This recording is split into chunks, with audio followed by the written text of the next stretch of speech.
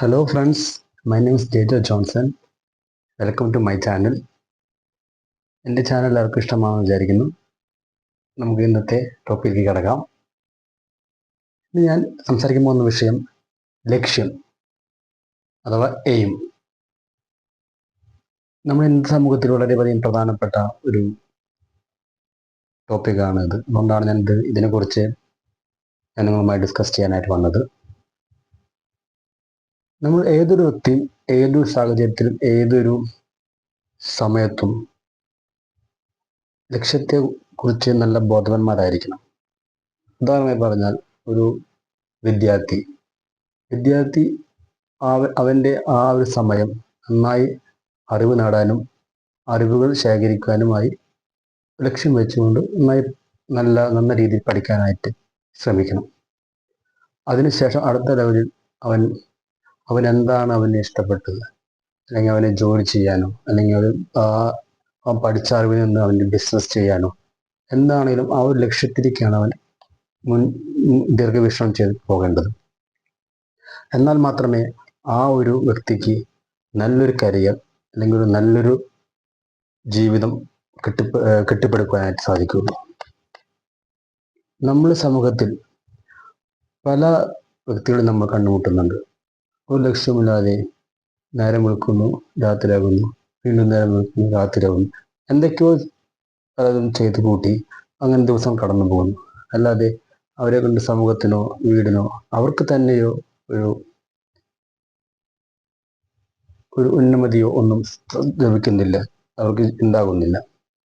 നമ്മൾ ലക്ഷ്യത്തെ തീവ്രമായി നമ്മൾ പ്ലാൻ ചെയ്യുകയും അതിനെ വിഷനൈസ് ചെയ്ത് വയ്ക്കുകയും ചെയ്തു കഴിഞ്ഞാൽ ആ ലക്ഷ്യത്തിലേക്ക് നമ്മുടെ ലക്ഷ്യം ഷാർപ്പായിരിക്കണം.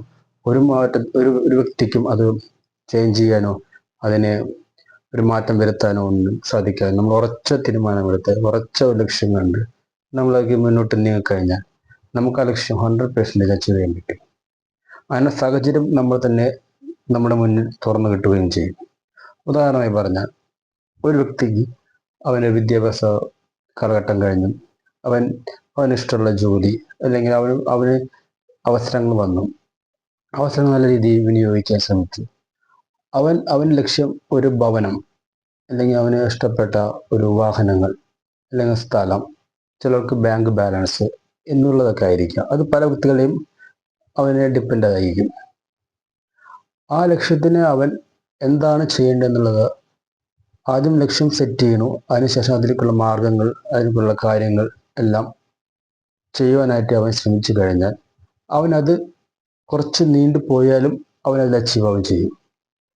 പല കുറ്റപ്പെടുത്തലുകളും പല പരിഹാസങ്ങളും ചിലപ്പോൾ അവനത് ഫേസ് ചെയ്യേണ്ടി വരും. അത് പല വ്യക്തികൾക്കും പല സാഹചര്യങ്ങളും പല ഘടകങ്ങളുമാണ് അതിനെ സ്വാധീനിക്കുന്നത്. പക്ഷെ നമ്മൾ ചിന്തിക്കേണ്ടത് നമ്മൾ വ്യക്തമായൊരു പ്ലാനിങ്ങും അതിലുപരി വ്യക്തമായൊരു ലക്ഷ്യം നമുക്കുണ്ടാകണം. നമുക്ക് ഇന്ന ലക്ഷ്യത്തിലേക്ക് എത്താനായിട്ട് എന്താണ് ചെയ്യേണ്ടതെന്ന് അവൻ വിശ്രമമില്ലാതെ അതിനുവേണ്ടി ഹാർഡ് വർക്കും ചെയ്യേണ്ടി വരും. നമുക്ക് ആരും ഒന്നും ഫ്രീ ആയിട്ടൊന്നും തരുന്നില്ല. അതിന് ഫ്രീ ആയിട്ട് തരുമെന്ന് വിചാരിച്ചിരിക്കുന്ന മണ്ടത്തരാണ്. നമ്മൾ അതിനുവേണ്ടി ഇറങ്ങിത്തിരിക്കണം. എന്നാൽ അതിന് 100% റിസൾട്ട് ഉണ്ട്. അന്വേഷിപ്പിൻ കണ്ടെത്തും എന്നത് വളരെ ഉത്തമമായ ഒരു കാര്യമാണ്. അതുകൊണ്ട് എൻ്റെ ഈ വീഡിയോ കാണുന്ന എൻ്റെ എല്ലാ ഫ്രണ്ട്സുകളും അതിനായി നിങ്ങൾ ലക്ഷ്യം സെറ്റ് ചെയ്യുക, ആ ലക്ഷ്യത്തിലേക്ക് വേണ്ടി ഹാർഡ് വർക്ക് ചെയ്യുക. നിങ്ങൾക്ക് വൺസ് ഡേ അത് അച്ചീവ് ആയിരിക്കും, അത് 100%.